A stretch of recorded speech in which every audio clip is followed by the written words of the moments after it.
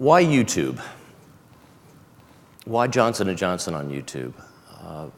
Why not is the question. There's a tremendous, as you see, there's a tremendous volume of people on YouTube, interacting with YouTube. This is an interesting stat, and this is from YouTube. I find it interesting that according to YouTube, their biggest audience is in that 45 to 55 plus range, which I find surprising.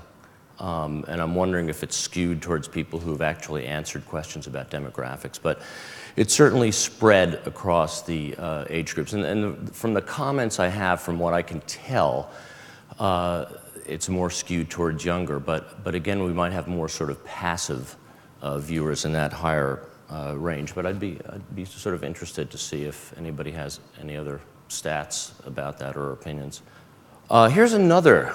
93% of viewers of YouTube video have taken some action. Now, whether that means being visited by a website, forwarded a link, commented, again, I find this number very high. And Susanna, I'd be interested in trying to corroborate these figures. I love this stat, and I don't know how many people are aware of it, but YouTube is now ranked as the second largest search engine behind Google, and of course Google owns YouTube. But it's more popular than Yahoo search. Now it's interesting that people are not using YouTube only to see videos, but to search for information, and in our particular case, search for healthcare information. So I think that's pretty striking. And of course, health is one of the most searched categories.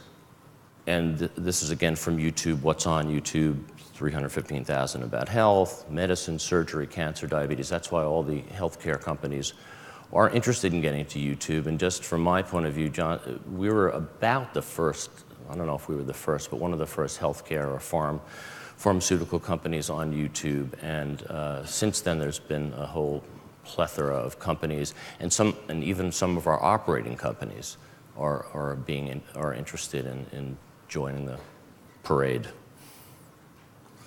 We launched the Johnson & Johnson Health Channel in August 2008.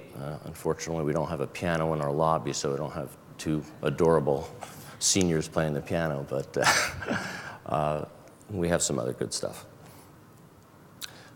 This is from about a month ago. We have over 125,000 channel views. That's people visiting the home page, the landing page of the Johnson & Johnson Health Channel, and 1,448 subscribers. We have about 200 videos uploaded now. The total number of views of videos surpassed 1 million in about 13 months. And the most popular ones are on teenage obesity and weight loss treatments. We've had over 225,000 views on that one and over 575 comments. So there is a lot of interaction. Sometimes I'll get involved in the comments. The comments are moderated, so I'll see them before they go up. Not because I want to censor anyone's feelings about saying, well, you should exercise instead of getting weight loss surgery, but some of them are frankly kind of offensive and profane. Again, why are we on YouTube? It is a branded channel in the sense that it's the personality of Johnson & Johnson corporate, but it's not branded in terms of products. 90% of the videos on the channel are just generic healthcare information. They're not associated with any product. Many of the topics, like obesity, are in health disease states in which we have products, so it's not totally altruistic, but it's certainly not a commercial or marketing tool. It's more to enhance our reputation as a trusted brand, as a trusted source of healthcare information.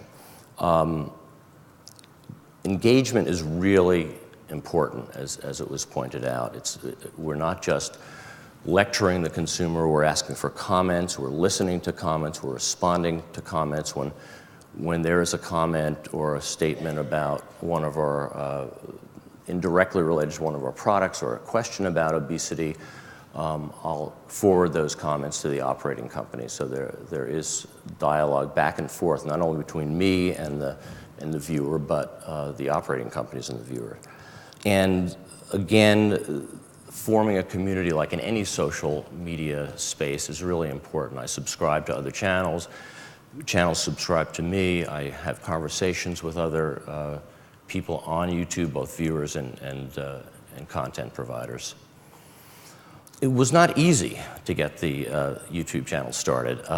There were a lot of barriers that were put up, and we went through some of them with our first blog. Mark Monceau is going to be here tomorrow talking about J&J BTW. That was up first before the channel.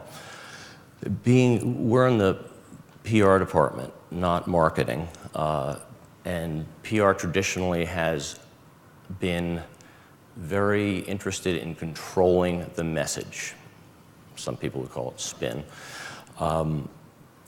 It took sort of a cultural shift for us to acknowledge that, I mean, people were talking about J&J anyway. I mean, it's not like we could control the message. We were already out of control of the message. So instead of fighting that, I thought there was more of a risk in not being involved in this conversation than being involved in it. Legal and regulatory, of course, freaked out. Things what's going to happen if there are adverse events? Well, we have a procedure for that, and if adverse events happen, we go through the process. Fair balance, product information. Again, not being product branded, I was able to avoid a lot of these potential conflicts, and that was one of the reasons we decided to do that. And then from a business point of view, what is the ROI?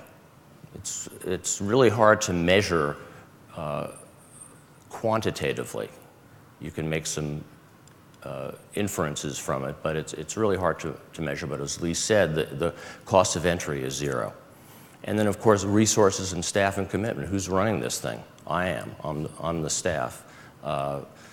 As it gets busier, though, it's a question of whether we're going to need more staff, money to produce videos, etc. These are some of the legal disclaimers on the channel. This one has to do with making sure that people don't look at this as providing medical information. This is not a channel where you go and to see how to treat a disease. And we've had to be very explicit about that. And a lot of my comments to people will ask, well, what do I do because I'm overweight or I have ADHD, and what medication should I take? And my standard answer is to ask your healthcare professional. And this is the one about third-party content. When you see a video, you often see related videos. And some of those related videos can be stuff we don't necessarily want to be associated with or condone. Generally, the genesis of the channel, Dr. Nancy Snyderman used to work for Johnson & Johnson, and she produced pretty high-quality videos on these various health issues. And originally, it was supposed to go on a website, which never came to fruition, so I had this whole library of stuff. And that was the original content. Now about more than 50% of it is content that we've generated. In addition to the stuff we've produced, there's these sections called Real Moms and Real Dads, and that is user-generated content that we've solicited. So that makes up a bit of our content. Most of it's either Dr. Snyderman's content we've produced or these Real Moms, Real Dad stories. And we've also done some other, there are a couple of health fairs at Johnson & Johnson. I went with either a flip cam or a little DV cam, and Mark Monceau is our anchor person, and he'd interview people. And so, you know, it goes from the gamut from kind of homemade video to very high quality professional video. And we feel that there's a good mix.